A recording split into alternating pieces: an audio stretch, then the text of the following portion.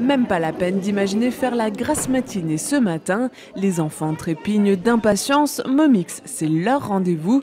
Au menu ce matin, drôle de animaux. Une histoire de trompe d'éléphants volés, d'animaux qui existent mais dont beaucoup ignorent l'existence. Le tout sur fond de jazz. Éclats de rire et applaudissements ont accueilli les deux artistes. Un spectacle qui a charmé les petits et les plus grands. C'est moi qui ai trouvé la trompe. C'était moi qui ai trouvé la trompe. Coupez tout. Et j'étais trop bien, le spectacle était trop rigolo. Moi, ça m'a parlé. C'est très beau. Bien. C'était rigolo. Très riche. Il y avait vraiment beaucoup de richesse au niveau de la langue. Des jeux de mots comme les enfants le font.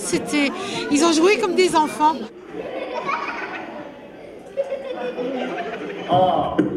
Un spectacle tout en fraîcheur et surtout des artistes joueurs qui ont conservé leur âme d'enfant. Ce serait donc ça le secret. Thomas, il a ce côté un peu clown parfois, les cascades, il y a des petites blagues, des choses comme ça, mais surtout aussi les mouvements de scène, en fait, de gestuels et tout ça, ça fonctionne très bien. Et voilà, donc on a développé ça, mais parce que ça nous fait rire aussi. Et puis à la fois, il y a des jeux de mots et des choses qui s'adressent plutôt aux parents, en fait. Faut aimer la rêverie parfois. Faut aimer pouvoir voir un animal dans le ciel en se disant qu'il existe vraiment. Et ce qui est marrant, c'est quand les enfants ont l'air d'y croire vraiment. Et parfois des choses qui existent réellement, ils peuvent avoir du mal à l'accepter. Marionnettes, théâtre, cirque, art de rue, tous les arts sont représentés à Momix.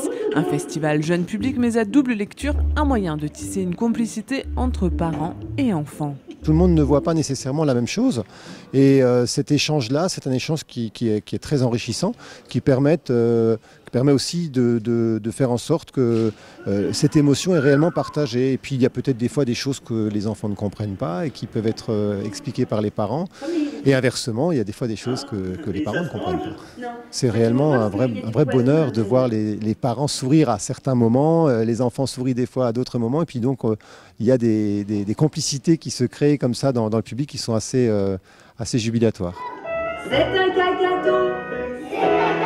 Rires et applaudissements des enfants se prolongent jusqu'au 10 février. Mime, danse et musique clôtureront cette 23e édition avec le spectacle Traverse, dimanche à 17h30.